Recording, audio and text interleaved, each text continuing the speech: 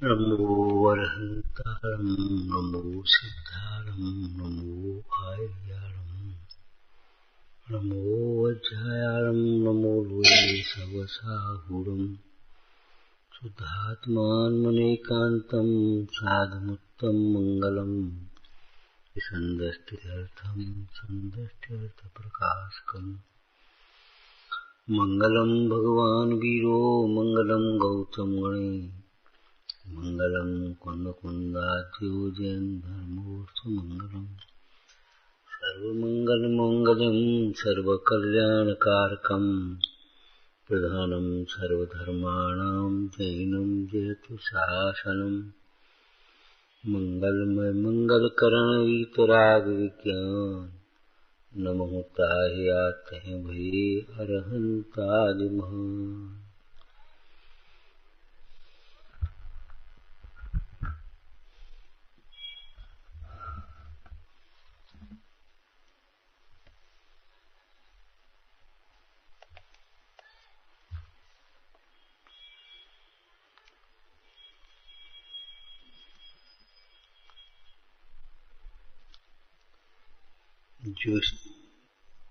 जो कर्म जीव ने बांधे हैं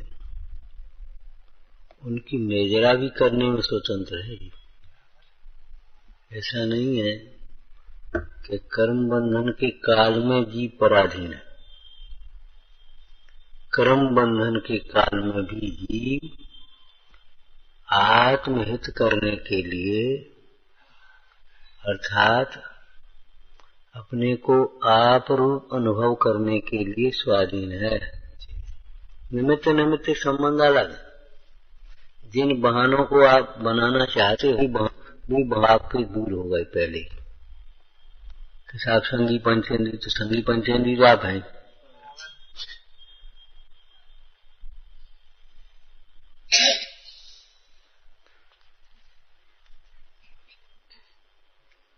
कर्म बंधन के काल में भी जीव स्वाधीन है। परिणाम योग पद्धति से बना। पंडित टोटरमल जी ने दूसरे अधिकार में ये चर्चा लिखी है। बोलो।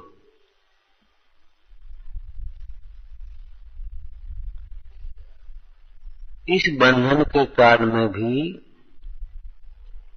कर्म का कोई परमाणु जीव रूप नहीं हुआ और जीव का कोई प्रदेश कर्म रूप नहीं हुआ। दूसरा सत्ता न्यारी न्यारी है।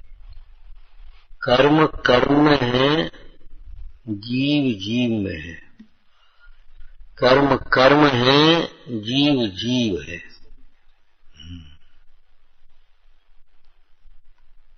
जीव ज्ञानमय है और कर्म जड़ है। तथा कहकर के पंडित जी ने एक पंक्ति और लिखी है दूसरे पैराग्राफ में। तथा इस बंधन के काल में भी, इस बंधन में भी कोई किसी का कर्ता धर्ता नहीं है, कोई किसी के अधीन नहीं है। निमित्त निमित्त बना रहे, मन बना रहे। संसार अवस्था है तो फिर संसार अवस्था क्या है? ये परमार्थ से कहा ना, कर्म जीव रूप नहीं और जीव कर्म रूप नहीं। और इस बंधन में कोई का धरता नहीं, वो परमार्थ कथन है। तो परमार्थ से संसार भी नहीं है। और व्यवहार से देखो फिर संसार क्या होगा? जब कर्म बंधन के काल में भी जीव स्वाधीन है, स्वतंत्र है, न्यारा है, और कर्म जीव को करता नहीं है और कर्म जीव कर्म का करता नहीं है, तो फिर संसार क्या है? ये बता कि इनमें परस्पर निमित्त निमित्त संबंध बना जा रहा है ना, इसी का नाम संसार है। समझसार जी में भी ये चर्चा है, पुरुषार्थ दीपाल में भी ये चर्चा है। बोलो। जीव के परिणामों का निमित्त पाकर के पुद्गल कर्म रूप परिणमते हैं और पूर्वोदय आदि पाकर के जीव विकार आदि रूप परिणमता है, मोह राग। और समझसार जी की गाथाओं में तो किस भाषा में लिखा? जब तक ये जीव इस प्रकार परिणमता है तब तक संसारी। सर्व विशुद्धि अधिकार में दूसरी बात, तब तक ये जीव मिथ्या दृष्टि है, अज्ञानी है, असंगत। कब तक? जब तक कर्म प्रकृति का लक्ष्य करके मोहादिक रूप परिणम रहा है, तब तक। जब तक ये जीव कर्मोदय का लक्ष्य करके या कर्मोदय जनित शरीर आदि का लक्ष्य करके मोह राग आदि रूप परिणम रहा है, तो जब मोह राग रूप परिणम होगा तो दुख रूप नमेगा, पामरता रूप भी परिणमेगा, भावाश्रय भावबंध रूप परिणमेगा। तब तक ये जीव मिथ्यात्व है, अज्ञानी है, असंयत है। जब ये जीव कर्म से भिन्न अपने को जान लेता है, कर्म के लक्ष्य से नहीं स्वलक्ष्य से परिणमता है, किस रूप के? सम्यक रूप परिणमता है, ज्ञान रूप परिणमता है, संयम रूप परिणमता है और फल की अपेक्षा सुख रूप परिणमता है, तब ये जीव मुक्त मोक्ष मार्गी। एक देश पर्ण में तो मोक्ष मार्गी और सर्वदेश पर्ण में तो मुक्त। और देखो वो मुक्त है तो बाद में है। जिस समय ये जीव कर्म का लक्ष्य न करे, कर्म से भिन्न अपने आत्मा का लक्ष्य करके अपने को आत्मा रूप देखे, उस समय ये समझो यहीं बैठे हुए, शरीर में ही बैठे हुए, रोग के काल में ही, उपसर्ग के काल में ही,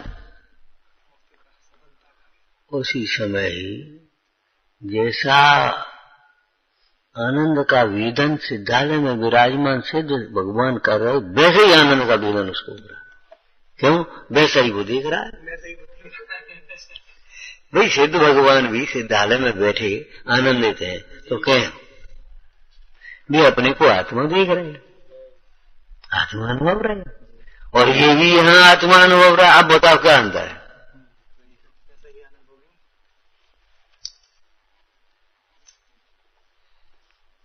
इसीलिए इन धर्मात्माओं को आत्म ध्यान की अवस्था में, आत्मानुभव की अवस्था में मेरा मोक्ष कब होगा ऐसा विकल्प नहीं है। मुक्त स्वरूप अनुभव रहा है ना, और मुक्त जैसे आनंद का वेदन कर रहा है। कभी कभी लोक व्यवहार में ऐसा हो जाता, कहीं गए और रात्रि ज्यादा हो गई, नहीं भाई हम तो अभी जाएंगे, निकलेंगे। अरे अब निकल के क्या करोगे? क्या करोगे बोलो? भाई वहां भी सोना ही तो है, घर पहुंच जाए, घर पहुंच के सोओगे तो यहां सो जा, सवेरे जल्दी उठ जाइए। खतरे में पड़ते क्यों नींद खराब कर रहे? क्या भाषा बोल रहे? भाई वहां जाकर के सोओगे तो यहां सो जाओ, और क्या परेशानी?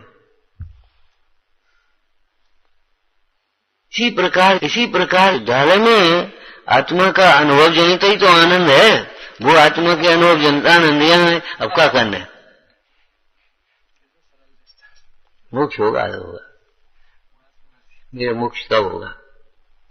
मोक्ष कब होगा ये क्यों पूछा है? सही मुक्ति हुआ, सही मुक्ति हुआ वह उस काल में, किस काल में? एक शब्द में बोला, स्वानुभव के काल में। व्याख्या करके बोलो। इस समय वह समस्त कर्मकृत परिणामों से न्यारा अपने को चैतन्य स्वरूप अनुभवता है, उस काल में वह मुक्त ही तो है। क्या बोलो? आनंद का वेदन हो रहा है। अधरिषय एक परिचय, अज्ञान परिचय। हम ये कह रहे, देखो आदिश्वर महाराज को, ऋषभ देव महाराज को दीक्षा लेने के बाद 1000 वर्ष लगे केवल ज्ञान की प्राप्ति। बहुत होते 1000 वर्ष, क्या समझ? कोई कार्य अगर आपको 4 दिन भी नहीं हो, 5 दिन नहीं हो, तो घबराने लगते। बता 5 दिन हो गए, बता 1 महीना हो गया, 1000 वर्ष दीक्षा लेने केवल ज्ञान नहीं हुआ, तो भी विकल्प नहीं आया। यानी कब हो वो? ऐसा तो नहीं है कहीं वैसे ही दिखती हो, कोई विकल्प नहीं। इसका नाम है निसंगता। इसका नाम है निश्चिंतता। और आराधना में प्रसन्न हुआ तो हो जाए।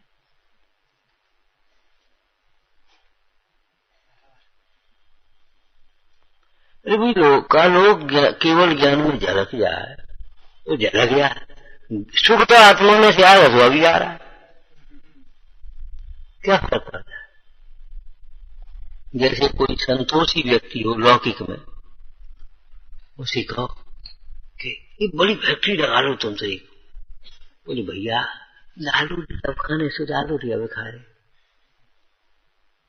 फैक्ट्री लगा दे, हमारा दर्शन पूजन स्वाध्याय और छूटेगा।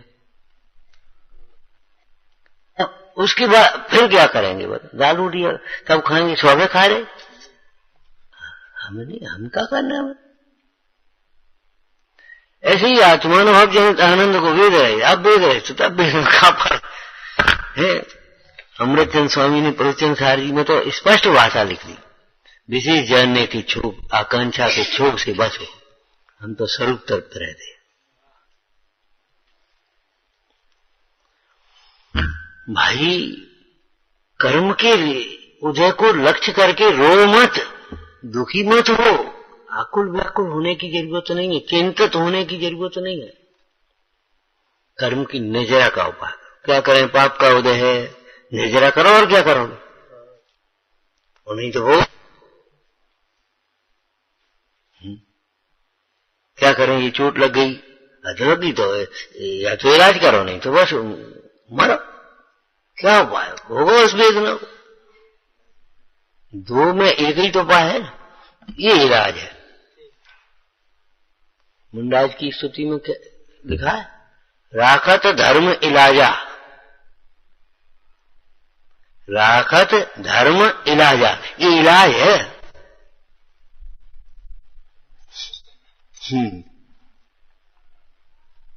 ये उपाय है दुखों से छूटने का। अपने आनंद स्वभाव से च्युत नहीं हो तो हमें भी उदय में भी दुख, तो अपने आनंद स्वभाव के सन्मुख न हो तो पुण्य के उदय में भी सुख नहीं होता। ऐसी कितनी लाइनें कही। धर्म पाप के उदय में भी शरण है और संयोग पुण्य के उदय में भी शरण नहीं। क्या करेंगे बोलो, बाहर का बहुत वैभव हो और शरीर में रोग की पीड़ा हो, अब क्या करेगा, वैभव क्या करेगा। जैसी गरीब आदमी को पीड़ा होगी वैसी अमीर आदमी को पीड़ा होगी, पीड़ा तो पीड़ा है। धर्म पाप के उदय में भी शरण है और संयोग पुण्य के उदय में भी शरण नहीं। स्वभाव से च्युत न हो, स्वभाव से च्युत न हो तो बोलो पाप उदय में भी दुख नहीं है, और स्वभाव के सन्मुख न हो तो पुण्य उदय में भी सुख नहीं।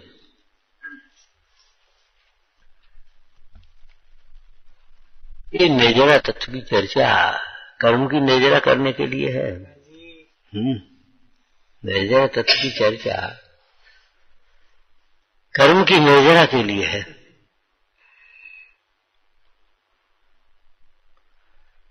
और कर्म निर्जरा तत्व संबंधी जो तेरे श्रद्धान में भूल है, उस भूल को काय के लिए बता रहे कि भूल मिटाने के लिए, निर्जरा संबंधी जो विपरीत उपाय कर रहा है उसको मिटाने के लिए। तो इसमें एक प्रसंग है, उसको बांट दिया निर्जरा में। आगे थोड़े चल रहे कि आप कहते हो निर्जरा तब से होती है, और आगम कह रहा है निर्जरा शुद्धोपयोग से होती है। निर्जरा शुद्धोपयोग से होती है। तो साहब तब से निर्जरा, तब सा निर्जरा ये सूत्र लिखा है कि हाँ, कहाँ लिखा है, ये तत्वा सूत्र। ठीक, तत्वा सूत्र में कौन से न्याय से कथन किया गया, अगम ग्रंथ है, कौन से न्याय से, व्यवहार न्याय की प्रधानता से कथन किया, तो व्यवहार न्याय से कहा। अब व्यवहार न्याय की शैली क्या है, निमित्त और सहचर की ओर से कथन करे। व्यवहार न्याय संयोग की ओर से, निमित्त की ओर से कथन तो करता है ना, पर आखिर तो व्यवहार है। तो अब तपसा ने जरा ये व्यवहार नहीं से कहा, इसका मतलब है तपसा ये परमार्थ नहीं है। तो परमार्थ क्या होगा कि तपस्या के काल में जो शुद्धोपयोग रूप परिणतम है उससे निर्जरा है।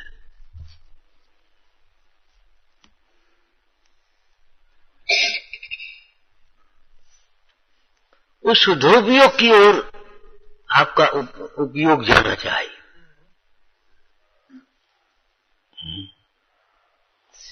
ये शुद्धोपयोग की ओर आपका लक्ष्य नहीं है और तपस्या में संतुष्ट है।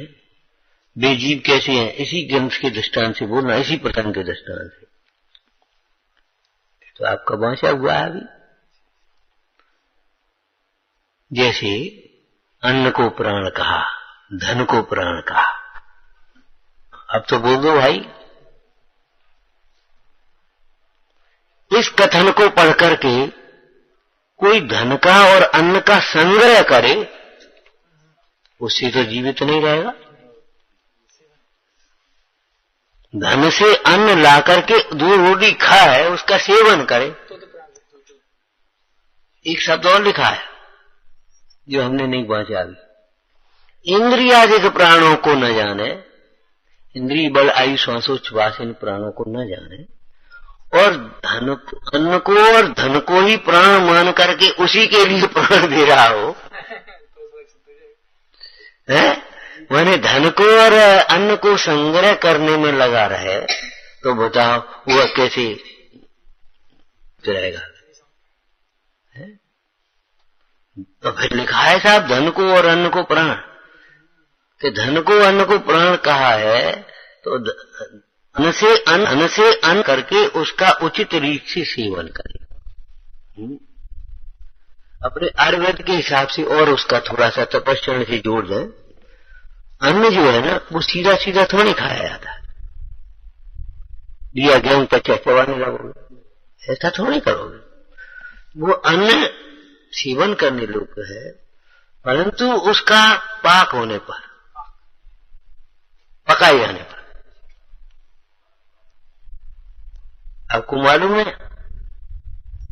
ऋषभ देव की पहले की चर्चा, कर्म भूमि के प्रारंभ की चर्चा, बोलो।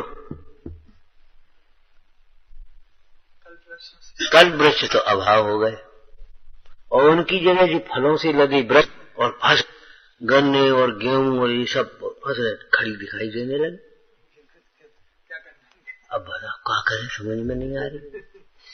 तब पहुंचे वो नागराज के पास, महाराज बोलो।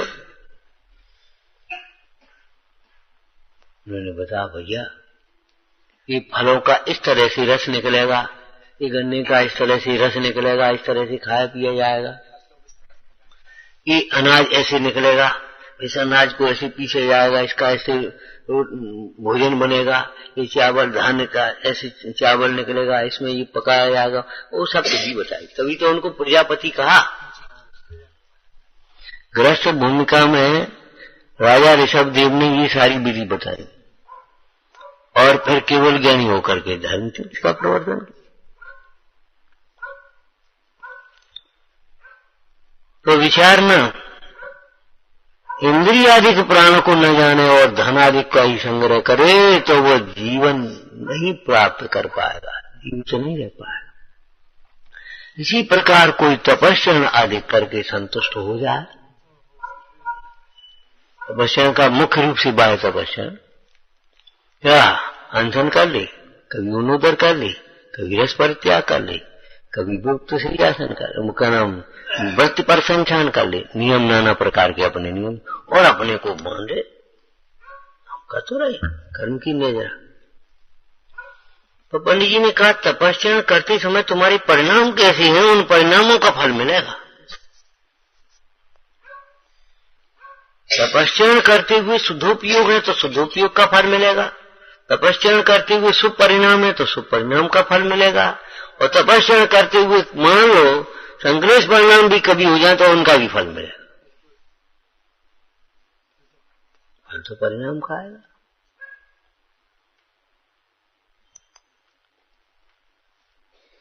तो तपश्चरण, ये बाह्य तपश्चरण अंतरंग तपश्चरण के लिए है। इसको मुख्यता से कथन कर देना कल की चर्चा में से। और ये अपने जो अनशनादिक तप की जो परिभाषाएं हैं राजवाचिक आदि में, उनमें ये स्पष्ट भी किया है।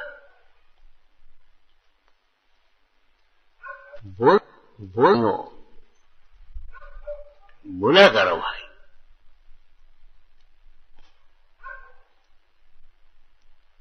हमने तो 10-20 बार चर्चा की है। मैंने 4 प्रकार के आहार का त्याग कर देना मात्र अनशन तप नहीं है। कोई उद्देश्य भी तो होना चाहिए। काय के लिए? नेता लोग अनशन पर बैठ गए तो अनशन तप हो गया क्या? बता, इच्छाओं की पूर्ति के लिए ये कोई विधि है?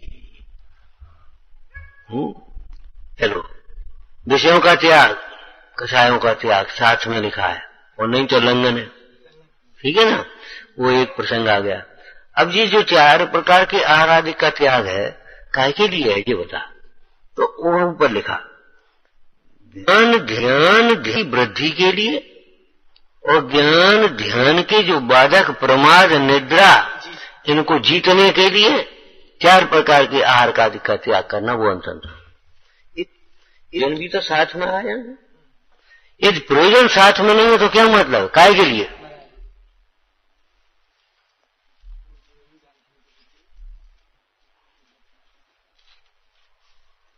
तुम्हारा मन आया चलो घूमे आ गए, तो आपका परिणाम है। और मुन्नाज का बिहार है तो कोई धंधा करने के लिए नहीं आ रहे, कोई यहाँ तकलीफ है इसलिए उसको दूर करने के, वहां बड़ी सुविधा है इसलिए नहीं आ रहे। यहाँ बहुत गर्मी है चलो वहां चलेंगे, वहां रहेंगे, वहां ठंडक बहुत है इसलिए नहीं आ रहे। यहाँ व्यवस्था ठीक नहीं है चलो वहां अपने बढ़िया रहे, इसलिए नहीं आ रहे। काय के लिए? राग आदि की निवृत्ति के लिए, धर्म की प्रभावना के लिए, समाधि के योग्य स्थान को खोजने के लिए विहार कर। इसलिए इन जो मुनीश्वरों का विहार है वह भी धर्म के लिए है, धर्म प्रभावना। घूमने के लिए घूम नहीं रहे, तो घूमने जाओगे वे लोटा लेकर के जा रहे, काय के लिए? अहिंसा के पालन के लिए।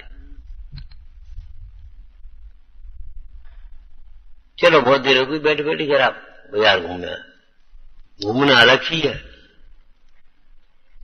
चलो इधर घूम के आते थोड़ा। और वे वंदना करने के लिए जाएंगे, आहार करने के लिए जाएंगे, या भावना के लिए जाएंगे, राग आदि की निवृत्ति के लिए जाएंगे, तो वो उनका परिणाम वो भी सो ही है, अशुभ नहीं है। मुझा आहार का परिणाम भी शुभ है। इस प्रसंग में एक अंतिम प्रसंग लिखा है, इसी चर्चा में पढ़ना। देखो, निजरा अंतरंग की शुद्धता के हिसाब से है। चतुर्थ गुण स्थान वाला जी, बोलो लिखा है कि नहीं? है? चतुर्थ गुण स्थान वाला जी स्वाध्याय सामायिक आदि में बैठा, उस समय भी उसको उसी वैसी नजरा नहीं है जैसी पंचम गुण स्थान वाला जी बाहर। पंचम गुण स्थान वाला जी स्वाध्याय में, भक्ति में, चिंतन में बैठा, उस समय भी उसको वैसी नजरा नहीं है जैसी नजरा मुंडाज को छठवें गुण स्थान में आहार विहार आदि क्रियाओं।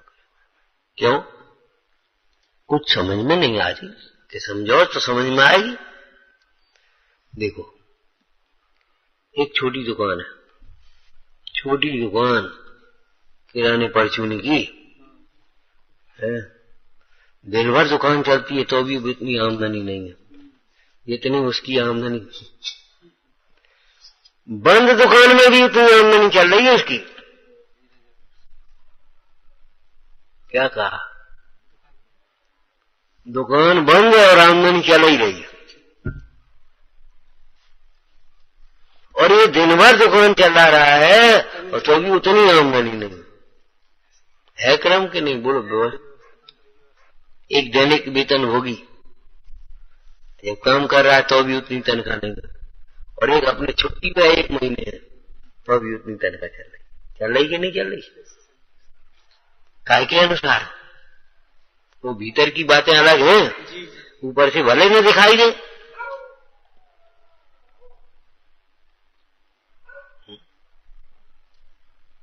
विचार करो, इतनी तेज हवा चलती है तो भी ये नहीं गिरती, भीतर नींव भरी है ना, वृक्ष की नीचे जड़ें गहरी है ना, इसलिए तो वो वृक्ष नहीं उखड़ पा रहा।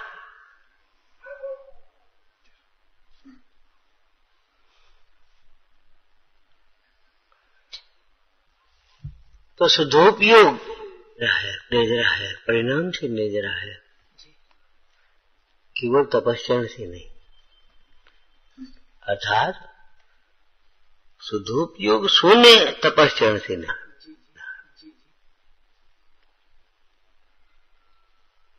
तत्व ज्ञान शून्य तपस्या से नहीं।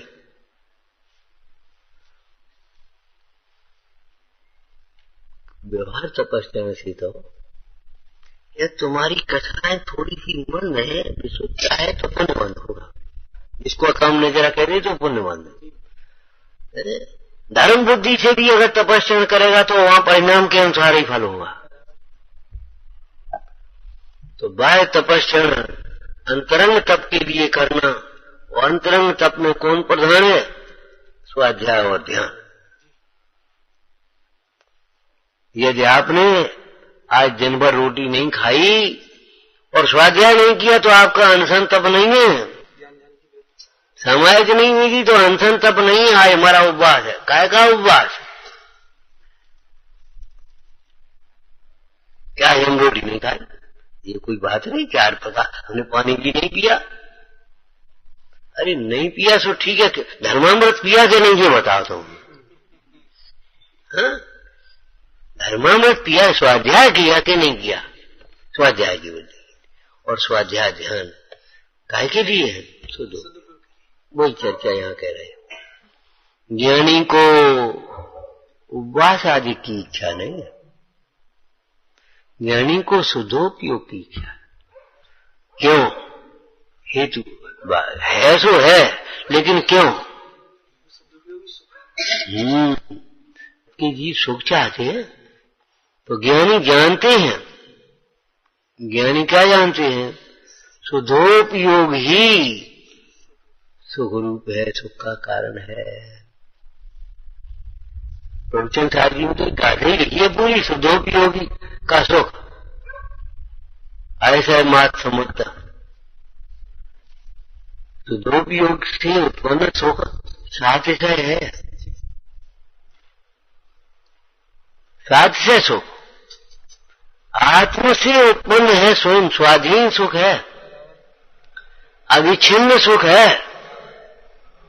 ऐसी विशेषण दिए, देख लेना जाकर के, फिर देख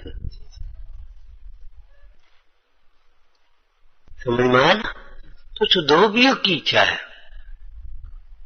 तो तपस्या क्यों कर रहे? तपस्या क्यों कर रहे?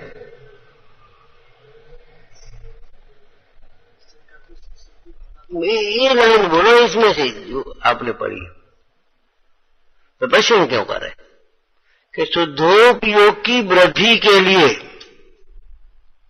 शुद्धोपयोग के लिए तपस्या की इच्छा है।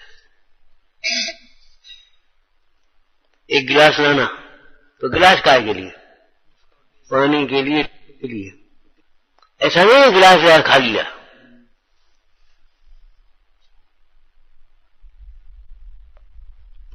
मतलब अंतरंग में तपस्या की लिए इच्छा नहीं है, काय के लिए इच्छा है? शुद्धोपयोग। इसलिए तपस्या के निमित्त से, तपस्या के माध्यम से ऐसा कह लें, अपने शुद्धोपयोग की साधना करते हैं। बड़ा शुद्धोपयोग का प्रसार करके, शुद्धोपयोग का उद्यम करके कोई भी शब्द बोल दे, कोई दिक्कत नहीं। इसीलिए तपस्या के प्रसंग में भी पंडित जी ने क्या लिखा? शुद्धोपयोग बढ़ता जाए तो तपस्या करते, अनशन आदि करते। शुद्धोप के बढ़ने में परिणाम ही तो है ना। यदि सहनशीलता नहीं है उतनी संग नहीं है तो तपस्या आदि थोड़ी कर दी, कम कर दी। हमारा उद्देश्य तपस्या का नहीं, शुद्धोपयोग का। दोपहर में सुदर्श प्रांगण देख रहे थे कोई प्रसंग में, दो प्रकार के पंडित आए, एक मानार्थी एक धर्मार्थी। बस इतना ही चर्चा करेंगे। और धर्मार्थी और मानार्थी के दृष्टांत बड़े सुंदर दिए, वो हम आपको सुना।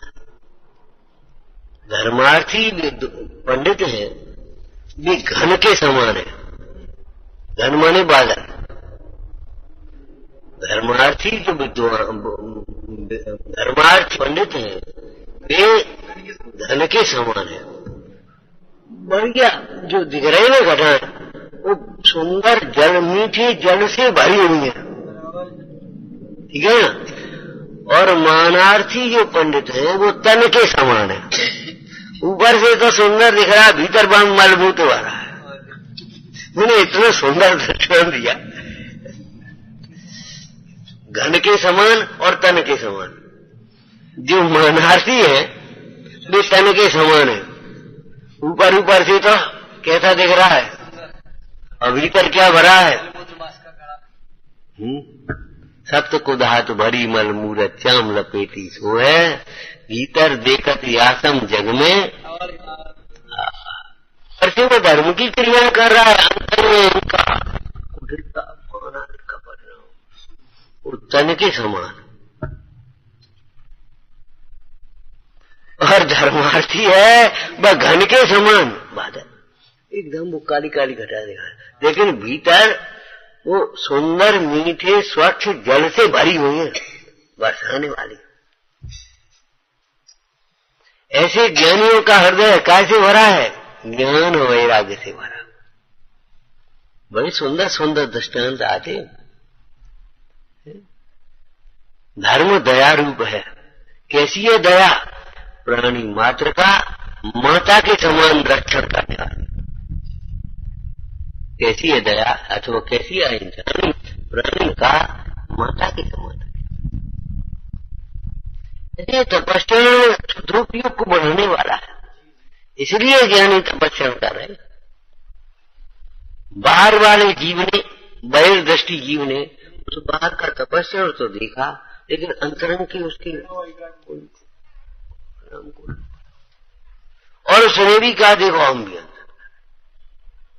तो भैया तेरी नजरा नहीं हो, नजरा होगी अंतर की कसाय शक्ति मिटने के अनुसार, शुद्धता के अनुसार। इसलिए केवल बाह्य तपस्या में संतुष्ट मत हो जाना, बाह्य तपस्या को निरर्थक भी मत मानना, उसको कष्ट रूप भी मत समझना, लेकिन उस बाह्य तपस्या संतुष्ट हो जाना। तपस्या के माध्यम से सदुपयोग। जैसे दर्शन पाठ में से आपको एक लाइन बताई दी, यह परम शांत मुद्रा समेत भवजन को निज। हे भव्य जीवो, इन भगवंतों के दर्शन को कामनाओं की पूर्ति का निमित्त मत बनाना, निज अनुभूति का निमित्त बनाना, आत्मदर्शन का निमित्त बनाना। अर्थात भगवान जगन देव की साक्षी में भगवान की ओर ही नहीं देखते रहना, भगवान जिधर देख रहे हैं और जिसको दिखा रहे हैं उस स्वरूप को देखते देखते स्वानुभव करने का उद्यम करना, वही दर्शन की सफलता होगी। तपस्या की सफलता है। इतना इनकम कितनी, शुद्धोपयोग कितना, शुद्धता कितनी, यही तो सफलता है। विचारना सहजानंदी सोद स्वरूप।